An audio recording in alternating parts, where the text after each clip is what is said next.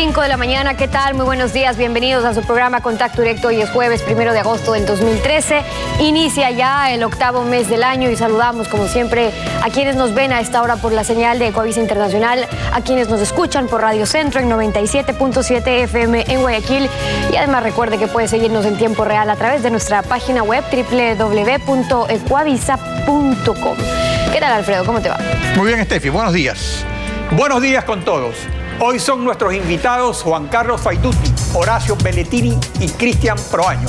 Con Juan Carlos Faidutti, internacionalista, vamos a hablar sobre los alcances del Grupo ALBA, Alternativa Bolivariana para los Pueblos de América, fundado en el 2004 por Fidel Castro y Hugo Chávez como una alternativa frente al ALCA.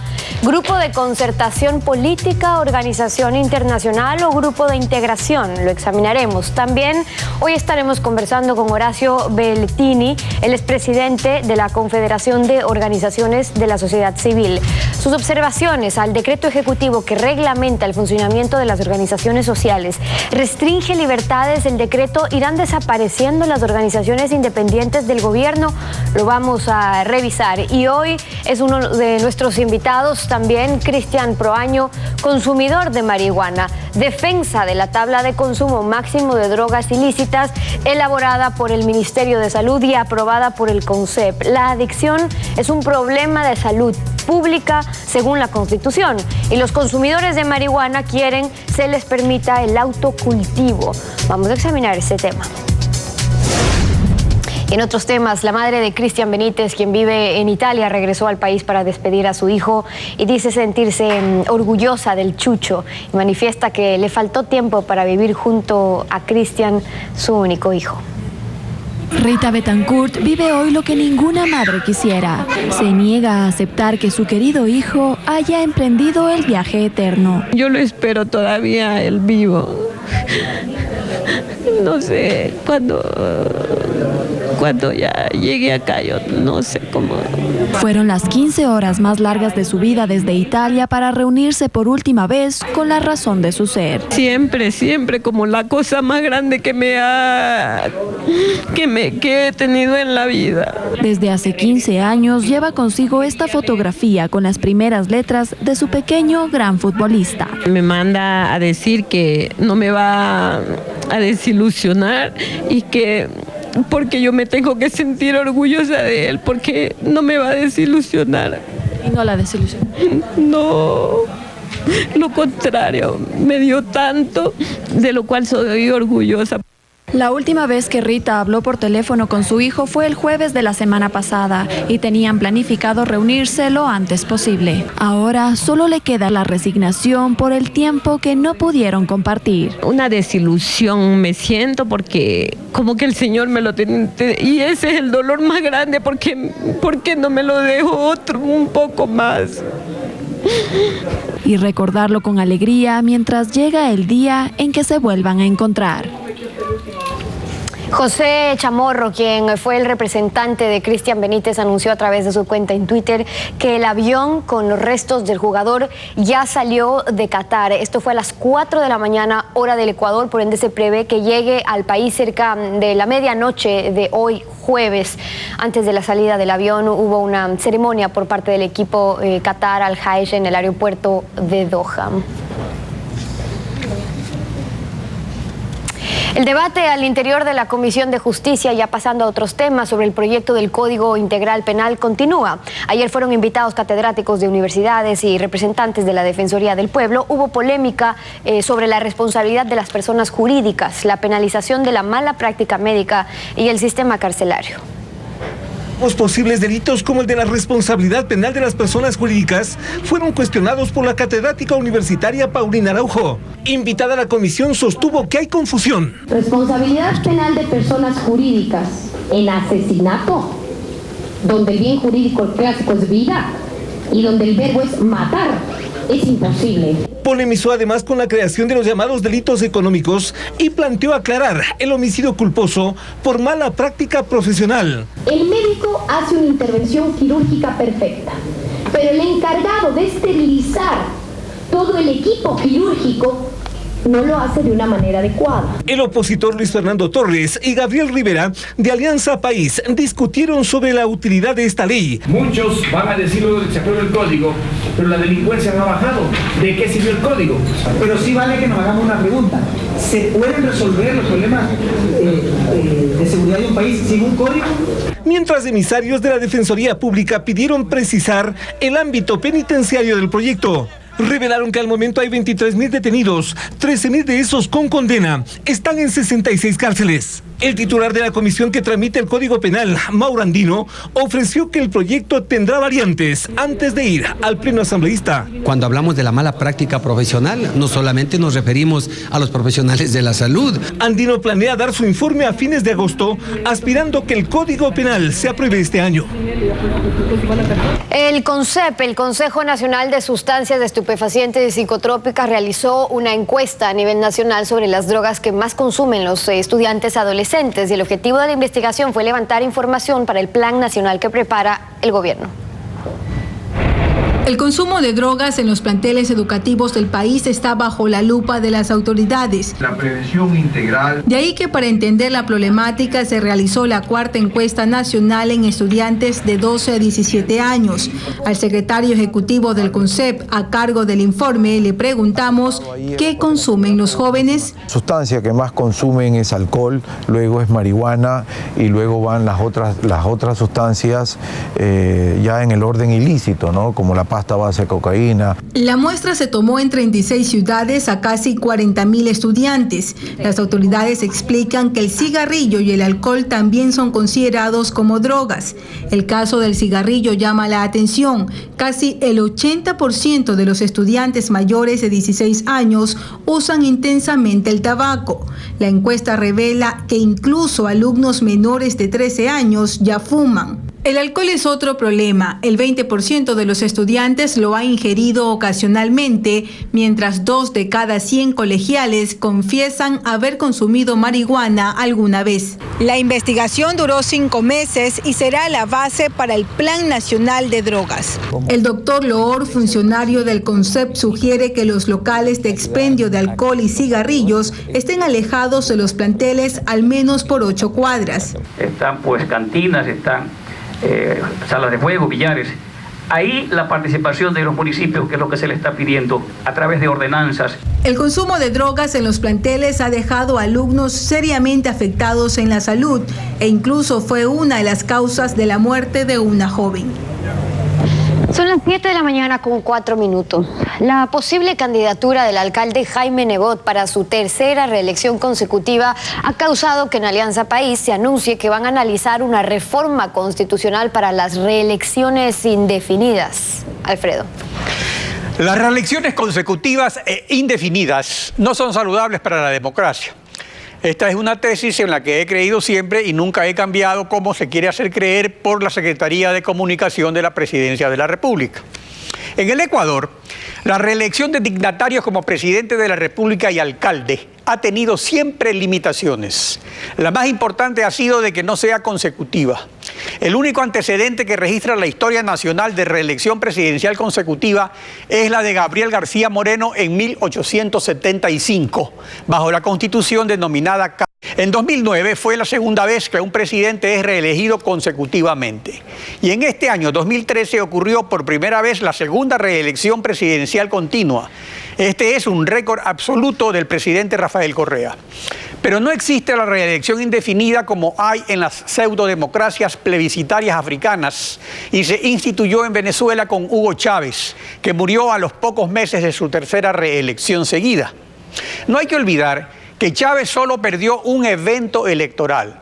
Este fue la consulta popular para la reelección presidencial indefinida en el 2007. Y perdió la consulta porque solo proponía esa reelección para presidente.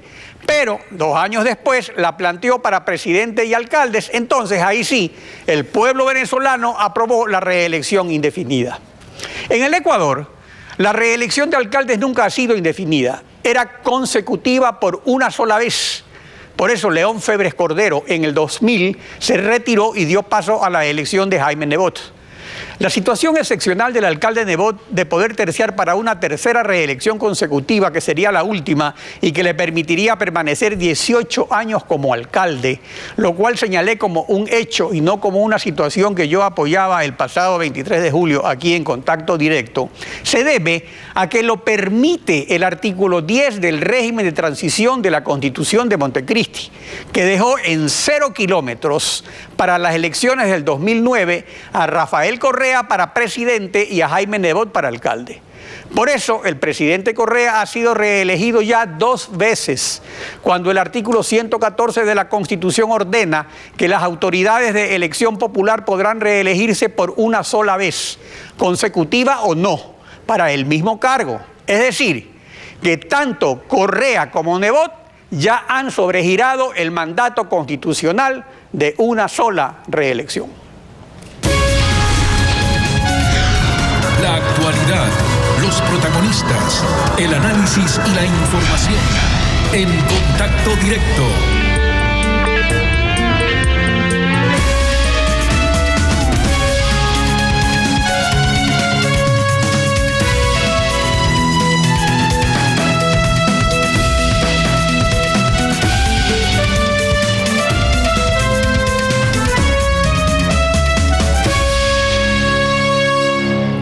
Son las 7 de la mañana con 7 minutos en Contacto Directo. La Confederación Ecuatoriana de Organizaciones de la Sociedad Civil, junto a otros colectivos y otras organizaciones, han presentado sus reparos, sus observaciones también al decreto ejecutivo número 16.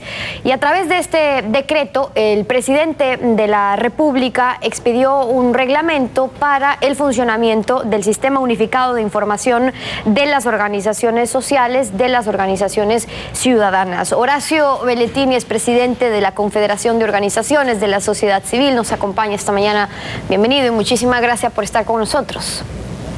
Muchísimas gracias, Stephanie, por la invitación a su programa. Antes de comenzar, ¿a quién agrupa la Confederación y cómo y en qué han venido trabajando para mejorar la relación Estado-ciudadanía?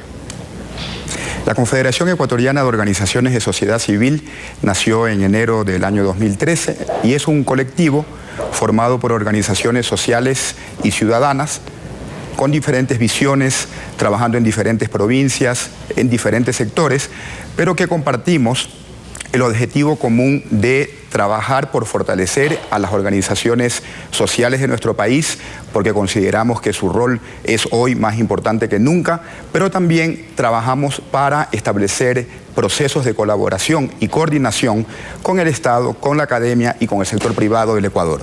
Este reglamento regula, controla, modifica el funcionamiento de las organizaciones sociales y hasta ahí suena bien, incluso se ve necesario, pero ustedes han dicho que el contenido tiene carácter regresivo y altamente discrecional, afectando a los derechos a la libertad de asociación, de reunión, de expresión. ¿En dónde y cómo lo hace? Es importante comenzar destacando, Stephanie, que desde la Confederación Ecuatoriana de Organizaciones de Sociedad Civil hemos expresado que consideramos fundamental el que exista una normativa dirigida a las organizaciones sociales y ciudadanas de nuestro país. Y lo creemos así porque una normativa de esta naturaleza nos permitiría contar con información que permitiría mejorar los niveles de coordinación, en primer lugar, al interior de nuestro sector, para que cuando trabajemos en diferentes territorios podamos conocer qué otras organizaciones están presentes allí y podamos lograr sinergias y mejor colaboración. Pero también nos permitiría coordinar de mejor forma con el Estado. Además, una buena normativa ayuda a incorporar mecanismos de fortalecimiento de las organizaciones sociales y ciudadanas y garantiza los derechos de asociación y de participación.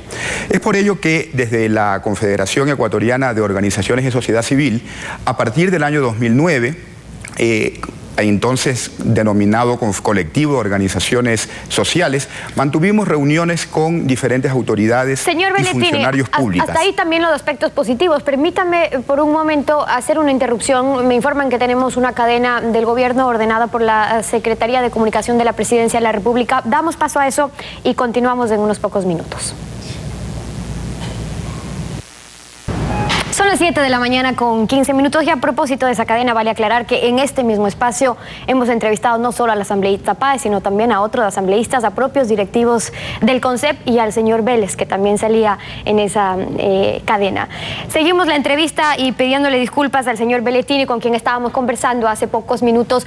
Nos quedábamos en sus argumentos por los cuales usted decía que creía necesario, en efecto, estas regulaciones para las organizaciones sociales y que por eso ustedes conversaron y fueron definiendo cuáles eran algunos de sus lineamientos. Pero ¿qué pasó con eso?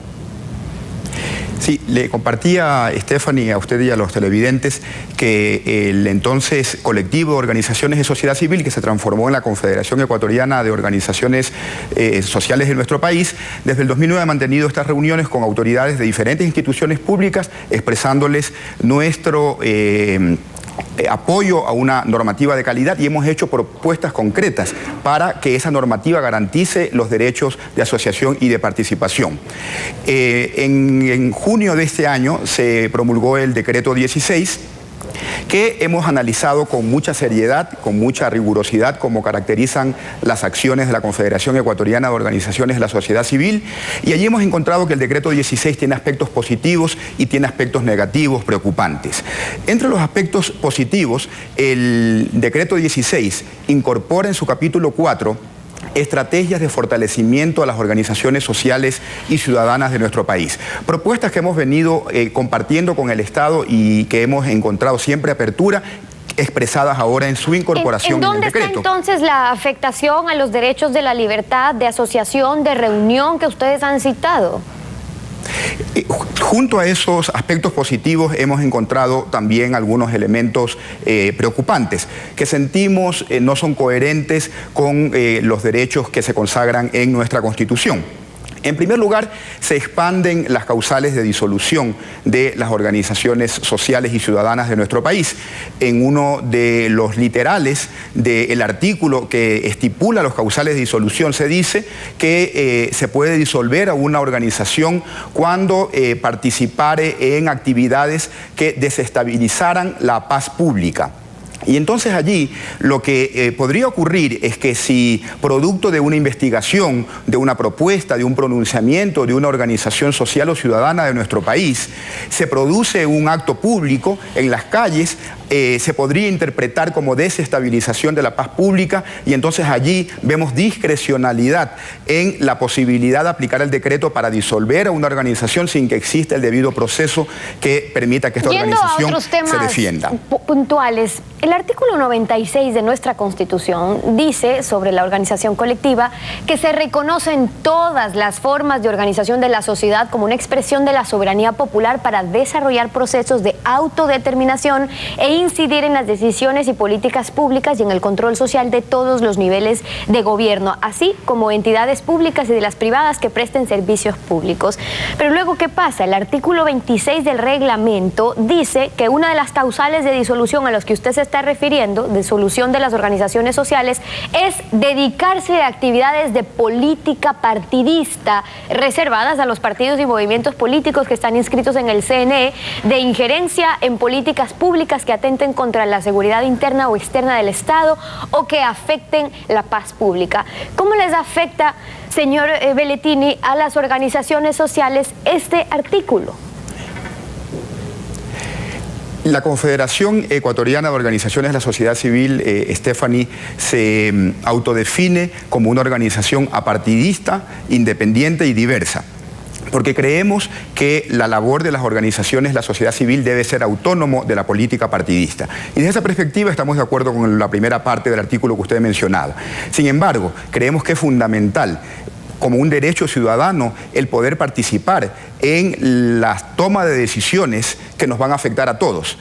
La ciudadanía tiene el derecho de participar en decisiones de política educativa, de política de salud, y así lo consagra nuestra Constitución. Y por eso es que creemos que al incluir ese como un causal de disolución, el no participar en la formación de políticas públicas y el participar en eventos públicos de toma de decisiones que nos afectan a todos, conculca y restringe los derechos que están consagrados en nuestra Constitución. A propósito de ello, escuchemos lo que dijo el presidente Correa el sábado pasado.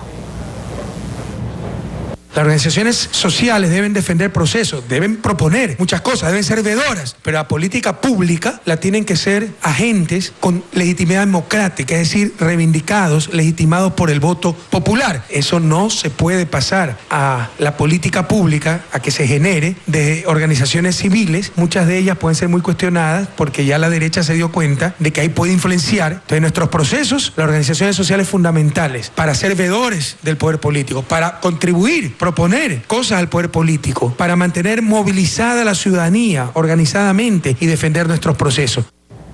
¿Qué dice usted sobre eso? Nosotros creemos desde la Confederación Ecuatoriana de Organizaciones de la Sociedad Civil, Stephanie, reconocemos el rol regulador y rector del Estado ecuatoriano en la política pública como así lo estipula nuestra Constitución.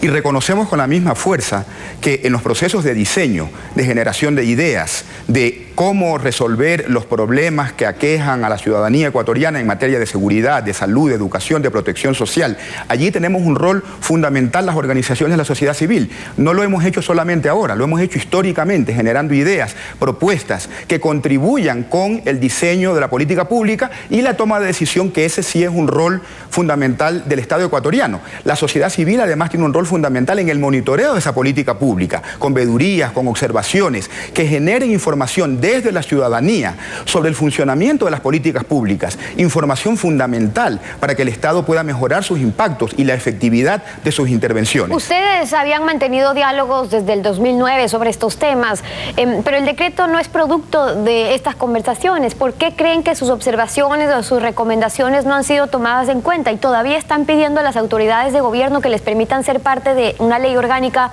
para las organizaciones de la sociedad civil? Varios elementos que hemos venido proponiendo desde el 2009, Stephanie, han sido incorporadas en el decreto 16. El establecimiento de programas de capacitación y de asistencia técnica, el establecimiento de fondos concursables, mecanismos transparentes para canalizarle a las organizaciones de la sociedad civil desde el Estado recursos que permitan su funcionamiento, el trabajo del Estado para ayudar a formalizar, sobre todo a organizaciones más pequeñas y medianas. Ahí hemos visto que han sido recogidos muchas de las propuestas que hemos hecho desde la Confederación. Sobre el 16 hemos dicho con igual énfasis y fuerza que hay aspectos preocupantes que no son coherentes con nuestra Constitución. El espíritu de la acción de la Confederación Ecuatoriana de Organizaciones de Sociedad Civil no es solo expresar las preocupaciones que tenemos sobre el 16, sino propuestas concretas que permitan garantizar, ejercer efectivamente los derechos de participación y de asociación.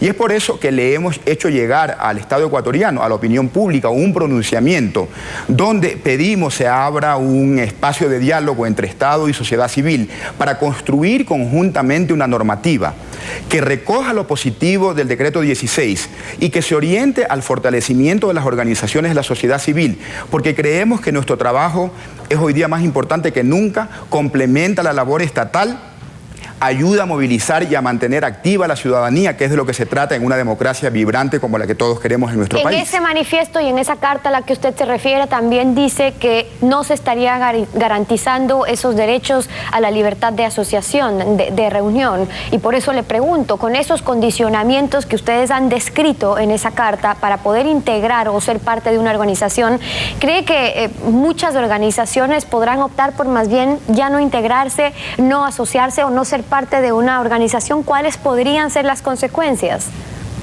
Otro de los elementos que nos preocupan en el decreto 16 y que hemos incorporado en el pronunciamiento que hicimos llegar a las autoridades públicas es que se violenta el derecho a la voluntariedad en la asociación.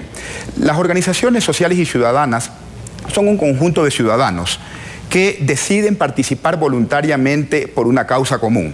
Y lo hacen porque creen en los valores de una organización, porque creen en los valores de las personas que la componen.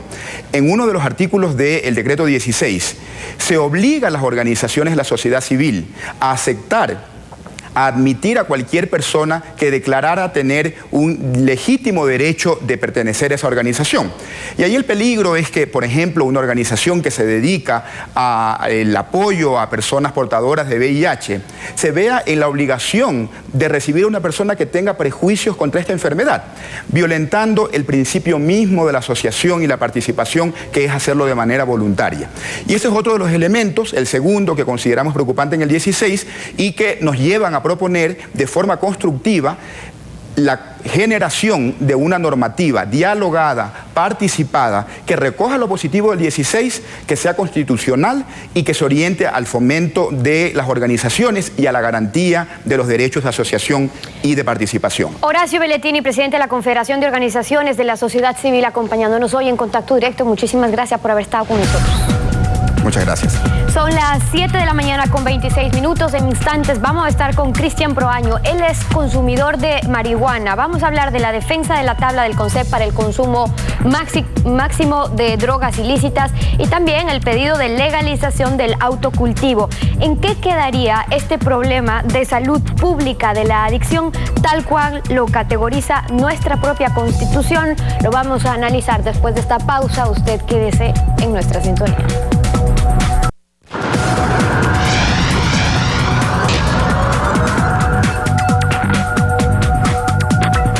El Grupo ALBA tuvo su 12ª cumbre de jefes de Estado y del Gobierno esta semana en Guayaquil. Está con nosotros el internacionalista y diplomático Juan Carlos Faiduti. Buenos días, bienvenido a Contacto Directo, doctor Faiduti. Gracias, muy buenos días, doctor Pinar Gotti. La Alternativa Bolivariana de las Américas, ALBA, fue fundada en diciembre 14 del 2004 por los comandantes Fidel Castro y Hugo Chávez. Escuchemos lo que el presidente Rafael Correa comentó en esta cumbre de Guayaquil sobre la coherencia del grupo. Veamos.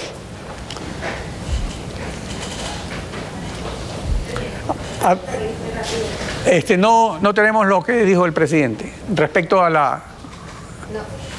Eduardo, a ver, ese productor. ¿Ah?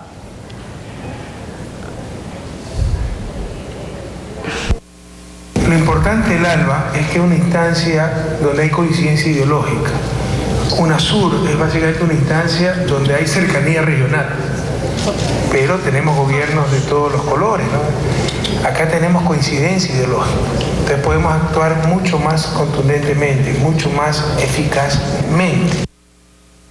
Ahora, partiendo de esta precisa referencia del presidente de la República, ¿el Grupo ALBA realmente es una organización internacional o un grupo de concertación política como en su momento lo fue el Grupo de Río? Para mi criterio, es un grupo de concertación política y se está haciendo todos los esfuerzos posibles para revitalizarlo, porque si vemos que desde el 2004 está funcionando, Ecuador ingresó, si no me equivoco, en el 2008, vemos que los efectos que se pensó iba a producir, no ha sucedido nada, y con la muerte del comandante Chávez, peor, eso ha quedado un poco disgregado y para mi criterio fue el esfuerzo del presidente Correa para tratar de reavivar, rehabilitar este organismo que está prácticamente congelado para mi criterio personal. Ahora, pero hay momentos en ALBA, ¿no? Porque, por ejemplo, en el Grupo de Río había una diversidad ideológica de los gobiernos como lo hay, por ejemplo, en UNASUR, así lo dice el presidente Correa. En cambio, el ALBA surge como una respuesta a la ALCA, a la Área de Libre Comercio de las Américas impulsada por Estados Unidos. O sea, en eso se puede decir que tuvieron éxito estos países liderados en ese entonces solo por Chávez, pero luego también apoyados por el Mercosur. Entonces, la definición ideológica de ALBA sí existe. ¿Esa definición es que es antiimperialista, anti-Estados Unidos? Definitiva, ellos han indicado que es una organización de un conjunto de países de izquierda, así lo han determinado ellos, y se han propuesto una serie de metas que, repito, hasta este momento no se han realizado. La prueba está que las conclusiones a que se llegó aquí en Guayaquil fueron todas de conformar grupos, de estudiar, de convocar a juristas, por ejemplo, para que estudien la forma como demandar a los Estados Unidos por los actos de espionaje, es decir, yéndose contra cualquier norma de derecho internacional, porque usted tan internacionalista como yo sabe perfectamente bien que no hay un organismo mundial donde un grupo de países pueda demandar a otro país por haber violado determinada norma. Igualmente se procura buscar una fórmula de entendimiento o de unificación con UNASUR.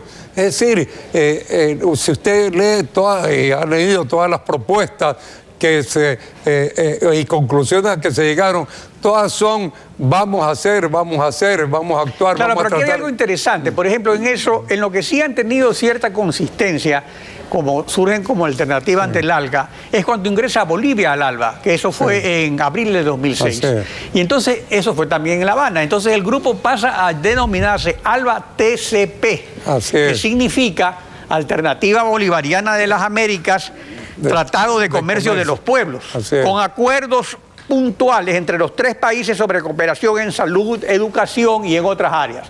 Ahora, en ese momento se podría decir que la definición del grupo es, además de solidaridad, y también antimercantilista, porque eso también lo dicen los documentos fundacionales. Así lo dicen que ellos... por eso ellos llaman Tratado de Comercio, no llaman Tratado de Libre Comercio, y lo hacen con el objeto, dicen ellos, de ayudar a los pueblos que no están en capacidad de desarrollarse individualmente, como por ejemplo el recientemente país ingresado que es Santa Lucía, si no me equivoco, que tiene 160,000 habitantes. Entonces, cómo ellos aspiran también a ser una zona de libre comercio entre estos países, pero siempre dice buscando acabar con la miseria, lograr acabar con las asimetrías. Es decir, tienen una serie de propuestas interesantes, pero que son solo propuestas. Hasta este momento no veo nada que realmente sea en forma definitiva y que haya servido para darle vitalidad a este organismo, ¿no? Claro, desde el punto de vista del comercio, lo que sí ha funcionado es el Sucre, este sistema de compensación, que ya vimos los problemas que ha causado con las exportaciones a Venezuela. Ahora, pero partiendo de esa base antimercantilista, antiacuerdos de comercio. Sin embargo, vemos que tampoco hay cierta coherencia, porque, por ejemplo, Nicaragua tiene un TLC con Estados Unidos. Y hoy entra en vigencia el TLC de Nicaragua con la Unión Europea. Ahora, eso por un lado sí daría espacio para que el Ecuador, por ejemplo, haga lo mismo con la Unión Europea. Entonces. Claro, podemos nosotros hacerlo, y el presidente Correa ha manifestado que hay el interés y que se va a hacer todo el esfuerzo posible para realizar ese tratado de comercio con Europa, siempre quitándole la palabra libre comercio, porque a él le fastidia esa denominación. Igualmente... Bueno, pero ese es un nombre propio, digamos. Sí. Las cosas se llama una llanta, una cabeza, una mano, un carro. Ahora fíjense que a la propia ALBA le quitaron el nombre primero y le han puesto ahora Alianza entre Bolivariana de los Pueblos, porque le cambiaron la denominación, que lo hicieron Fidel Castro y Chávez.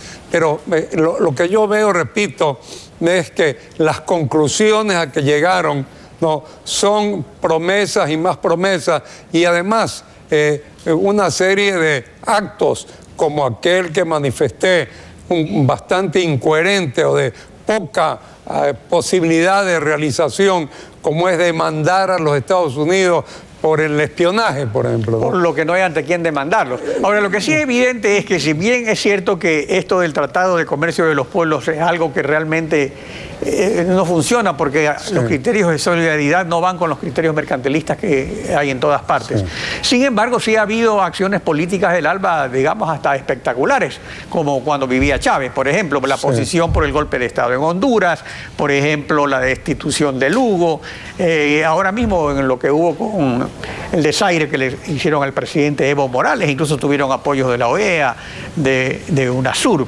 Pero sin embargo, hay otras iniciativas en las cuales se han quedado solos, que ni siquiera los miembros del Caribe han apoyado a este núcleo duro, que son Ecuador, Bolivia, Venezuela y Nicaragua, como es el asunto, por ejemplo, de la reforma al sistema interamericano. Entonces, ¿cómo ve usted la proyección del grupo? Por eso es lo que yo sostengo, que a veces es bueno que se hagan grupos dentro de los estados, pero por otro lado se está debilitando organizaciones que deberían de tomar mayor impulso. El caso de UNASUR, por ejemplo, ¿no? Usted ve que muy poco se la nombra y actúa solo en razones de carácter político, como lo ha hecho el ALBA, en hechos de carácter estrictamente político, pero no fue creada el ALBA solo como un movimiento de carácter político, ideológico, sino también fue fundamentalmente para conseguir una región de libre comercio entre esos estados y lograr acabar con las asimetrías que existían entre ellos. Entonces, insisto, para mi criterio, el ALBA va a seguir adelante, pero en gran parte está dividiendo las fuerzas de nuestros países, como por ejemplo con UNASUR. Para mi criterio, UNASUR ha quedado un poco stand-by, si así podríamos... Bueno, se vio en la última cumbre que se convocó por el asunto de Evo Morales y no fueron todos los presidentes. Exacto, y acá al ALBA también, al ALBA solo vinieron 4 presidentes de todos los estados que la conformaban, ¿no? En todo caso, este es un esfuerzo, digamos, que está marcado por un sesgo o una impronta de carácter ideológico, digamos. Indiscutiblemente solo de carácter ideológico. Es decir, crear una vocería con cierta fuerza de 10, 11 países para protestar sobre actos fundamentalmente que estén demostrando su antiimperialismo o su posición anti-norteamericana. Pero de allí en adelante, esa vocería, esas protestas, esos reclamos, hasta dónde llegan o qué se obtiene con ello. Eso es lo interesante, es ver qué se ha obtenido con ello. ¿Qué obtuvo Evo Morales con estos reclamos que se hizo? Unas disculpas y murió y el presidente Evo Morales tuvo que aceptarla. Inmediatamente también aceptó el Ecuador, que había llamado a sus presidentes, a sus embajadores a la ciudad de Quito. Pero ¿qué se consiguió con todo eso? El mundo sigue igual y no hay otra medida mayor que se pueda tomar en protesta por actos que se consideren que afectan a determinados países de nuestra organización internacional, ¿no? Doctor Juan Carlos Fayduti, gracias por su participación en Contacto Directo. Gracias, muy amable. Estefi nos tiene información, tengo entendido. Tema bastante...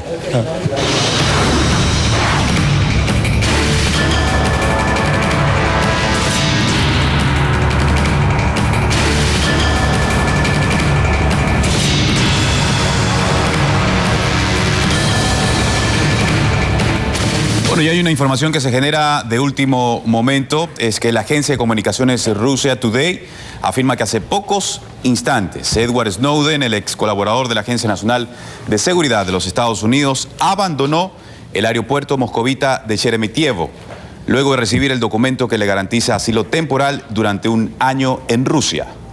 Según el medio ruso, el abogado de Snowden, Anatoly Kucherena, ha confirmado la noticia. El jurista también ha dicho que el paradero actual de Snowden es secreto, pero se trata de un lugar seguro, en Rusia.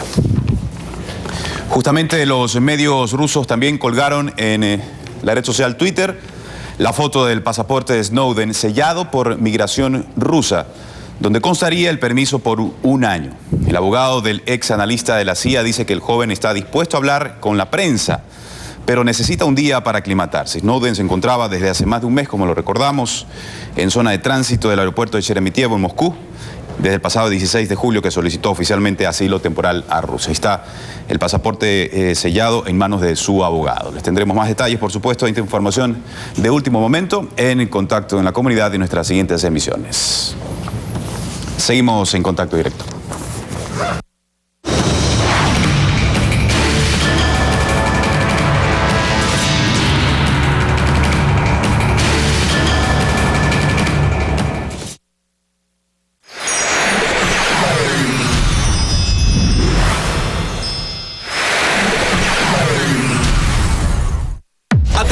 Atención, noticia de última hora. Una edición extraordinaria entra al diario. Descubierto el secreto de Rita, que se hace pasar por Nina. Está trabajando en la casa de su exmadrastra, Carmen Lucía.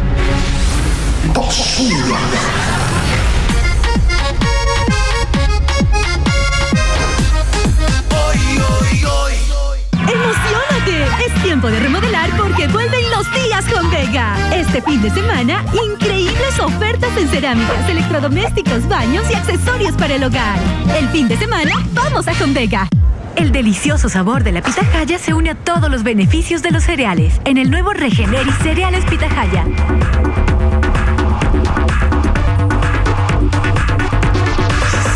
El Regeneris que estabas esperando.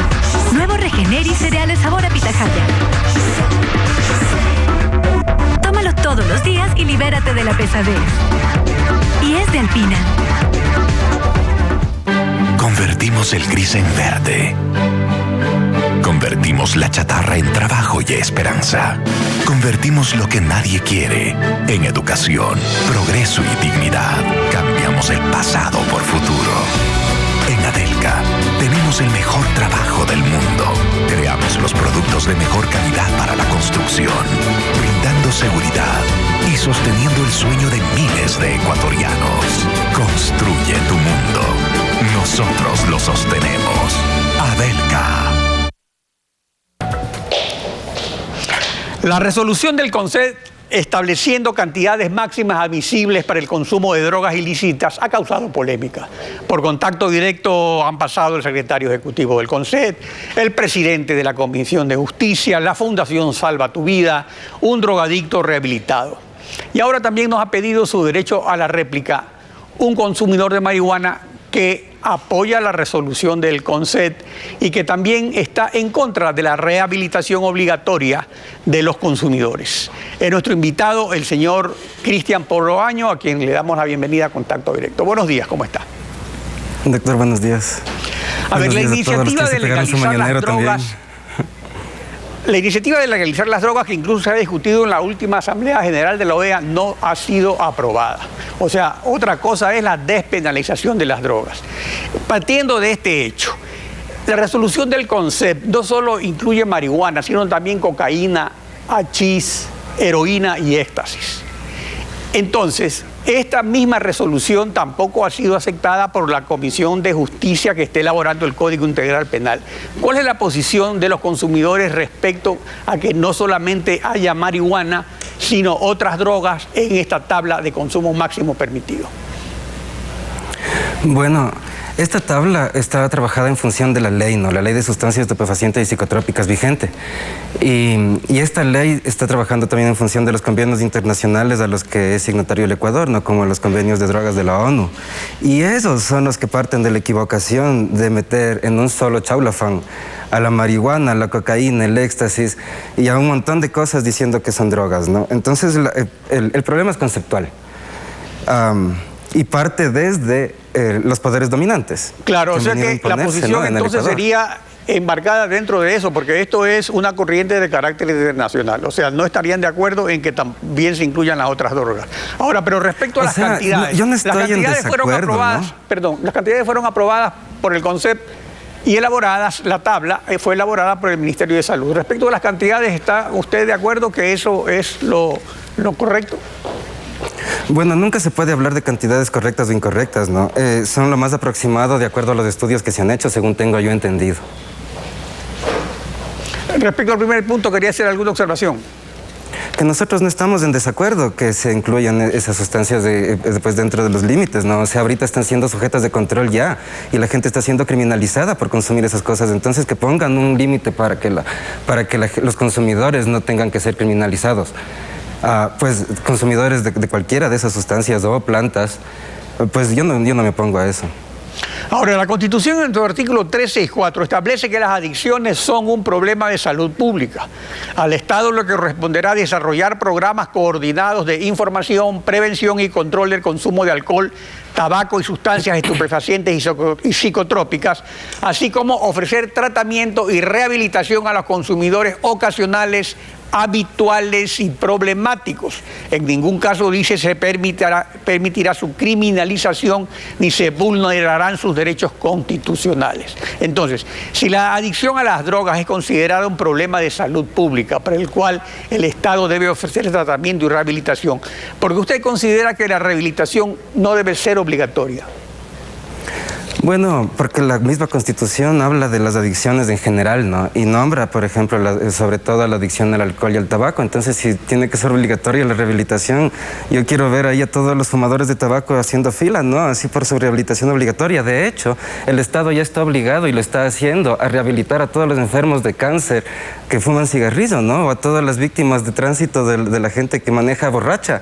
O sea, ya estamos invirtiendo como sociedad muchísimo dinero en rehabilitar a las víctimas de adicciones mucho más peligrosas que la de las drogas. Quisiera que me digan, o sea, cuántos enfermos de marihuana por consumo hay en el país.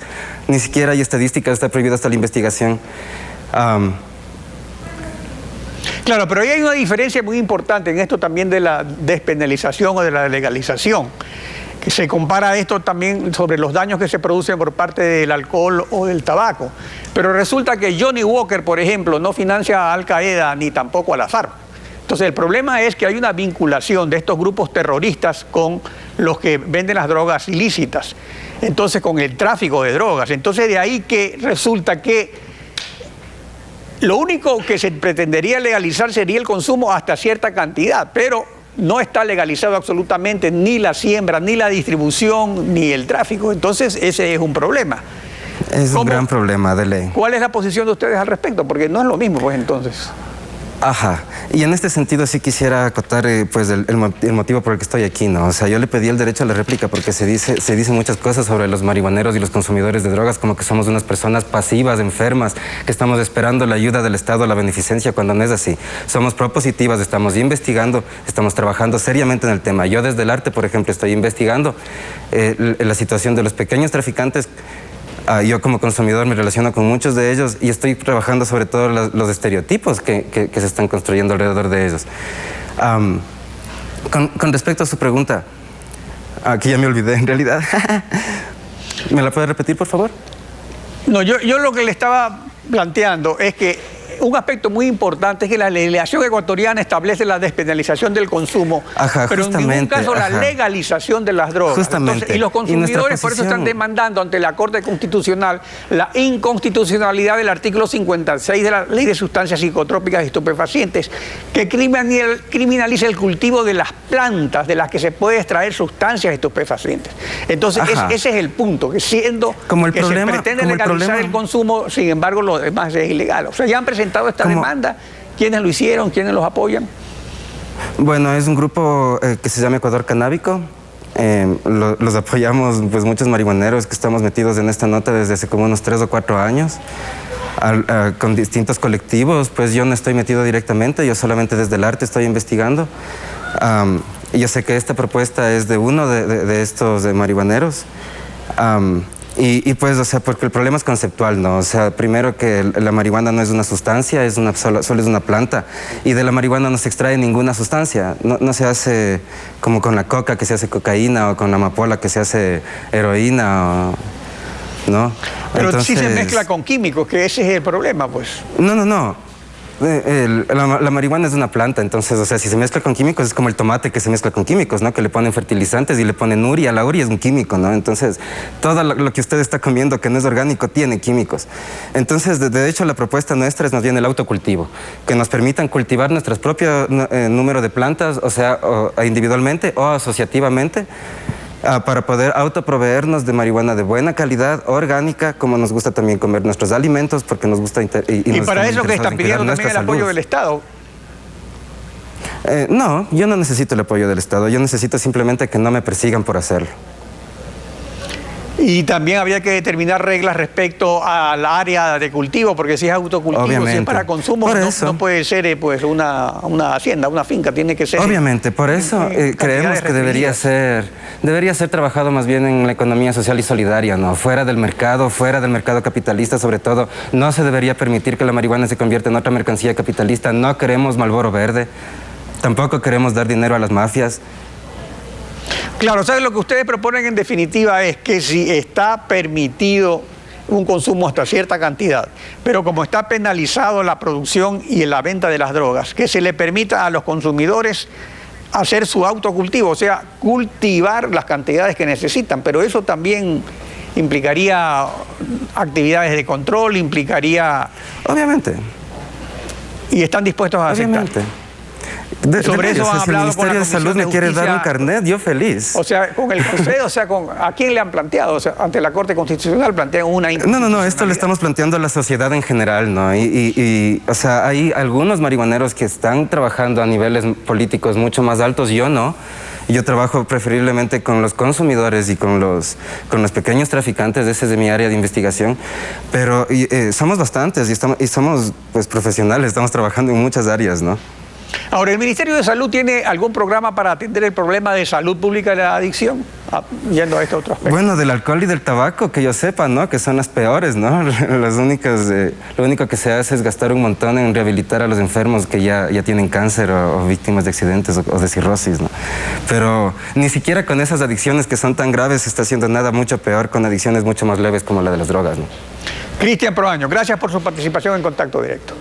Estefi.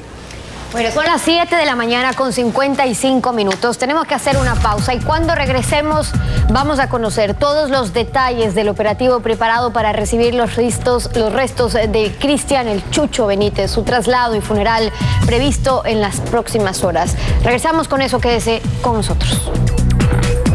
Deportes en Contacto Directo.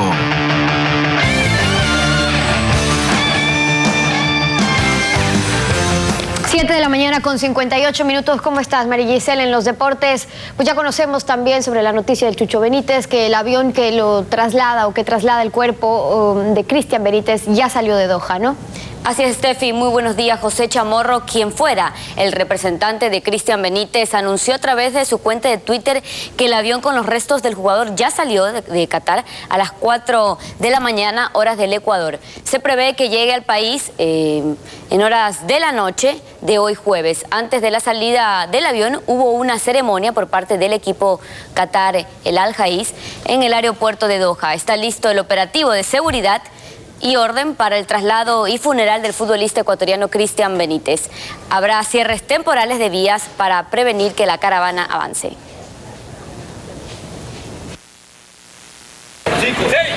1.300 policías participarán en el operativo de traslado y vigilancia durante el funeral y sepelio del futbolista ecuatoriano Cristian Benítez. Después de recibirlo en la sala de protocolo del aeropuerto de Tababela, la caravana avanzará por el conector Alpachaca, tomará la carretera E35, pasará Tumbaco y Cumbayá, llegará a la avenida Interoceánica y finalmente por la Simón Bolívar, arribará al Campo Santo Monte Olivo, según el general Lino Proaño, jefe del distrito.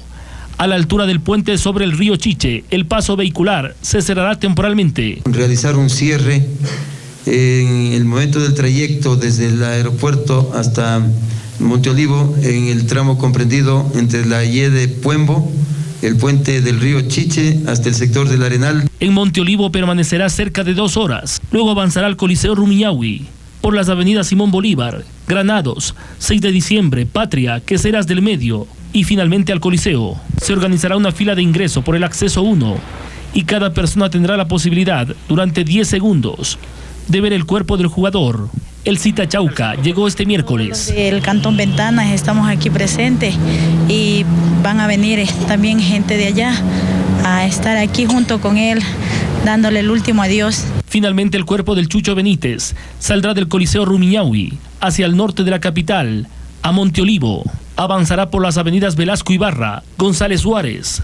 De ahí tomará la avenida Eloy Alfaro, llegará al sector de la Granados y finalmente por la Simón Bolívar, a Monte Olivo.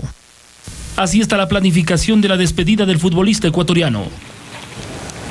Y un gesto conmovedor, el ecuatoriano Jefferson Montero marcó un gol durante el encuentro entre el Club Morelia y los Tigres, entre lágrimas. El futbolista le dedicó un gol al ex delantero Cristian Benítez. Montero marcó un gol en la victoria del Morelia por 2-1 ante el Tigres. El público ovacionó a Montero, quien se quitó la camiseta, evidenciando una segunda prenda con la imagen del Chucho. En acto seguido, Montero se lanzó al césped y lloró posteriormente. El ecuatoriano recibió una tarjeta amarilla por quitarse la camiseta.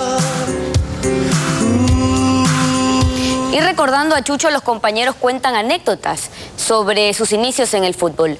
William Coque lo conoció desde los tiempos en que integraba las divisiones menores del club El Nacional y le contó a Lenin Artieda sobre sus aspiraciones de siempre, las de ser un grande en el deporte. William lo conoció en sus inicios cuando todo era un sueño, una expectativa. Él jugaba de lateral derecho y Chucho siempre arriba, siempre queriendo crecer. Hoy en la sala de su casa hay una vela por el niño de la gorra que sostiene la pelota, por ese que quedó campeón.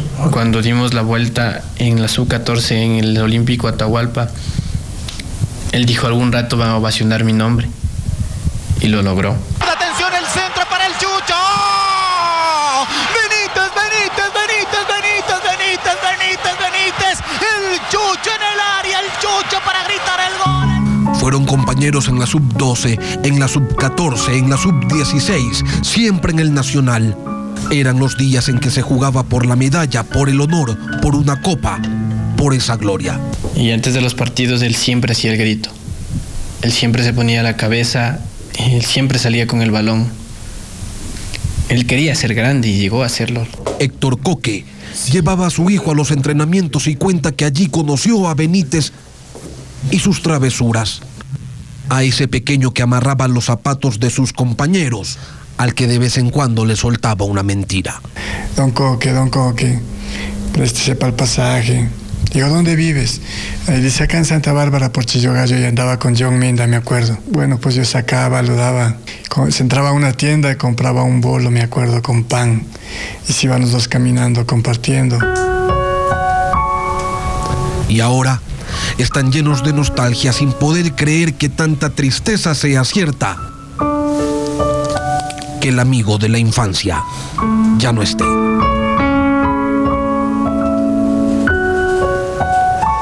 Bien, y el Club Sport Emelec empezó con pie derecho su participación en la 12ª edición de la Copa Sudamericana. En la altura peruana derrotó 3-1 a Sport Huancayo. Juan José Barcia nos resume los detalles del cotejo en la siguiente nota. Con el minuto de silencio en memoria de Cristian Benítez, Sport Huancayo y Emelec se enfrentaron en la altura peruana en el marco de la Copa Sudamericana. Este partido marcó también el retorno a un cotejo oficial del guardameta del equipo azul, Javier Klimovic, tras 2 años de ausencia. Emelec dominó las acciones durante los 90 minutos. Pese a ello, Miller Bolaños erró por la vía del penal en la primera etapa. Al inicio del complemento, el dueño de casa se pondría en ventaja con gol de Rafael Nicanor mediante golpe de cabeza. La igualdad de Emelec llegaría a los 58 minutos por la misma vía. A la salida de un tiro de Fernando Jiménez se impuso en el área rival. Los eléctricos de contragolpe remontarían el marcador a través de Miller Bolaños. Finalmente, Marcos Caicedo aprovechó un error de la saga contraria para vulnerar el arco de Sport Huancayo. Al final, Emelec se impuso 3-1 en la altura de Perú. La revancha se jugará el próximo 7 de agosto. Y ahora vamos a hablar de otros deportes. En levantamiento de potencia, los ecuatorianos José Castillo y Vilma Ochoa tuvieron una destacada participación en los Juegos Mundiales, mientras que Esteban Enderica batió récord nacional en natación. Paula Camposano nos presenta un informe de estas competencias. El ecuatoriano José Castillo le otorgó a nuestro país otra medalla en los Juegos Mundiales realizados en Colombia. El deportista consiguió una medalla de bronce por levantamiento de potencia en la categoría 83 kilogramos. Y dentro de esta misma disciplina, la deportista Vilma Ochoa se ubicó en la 4ª posición en los 52 kilogramos. Además, rompió una marca mundial en la prueba de sentadilla. Y del otro lado del mundo, el ecuatoriano Esteban Enderica compitió en la prueba preliminar de los 200 metros mariposa en el Mundial de Natación en Barcelona, donde pese a no clasificar a la semifinal, rompió la marca nacional que por más de 30 años había impuesto el ex nadador Jorge Delgado Panchana. Muy bien, con esto nos despedimos. El día de mañana más información en el deporte. Steffi y Alfredo. Gracias, Maricel. La información deportiva, 8 y 5 de la mañana. Ya nos volvemos a encontrar mañana en Contacto Directo, Alfredo. Y conmigo hasta el próximo lunes. Buen día. Chao.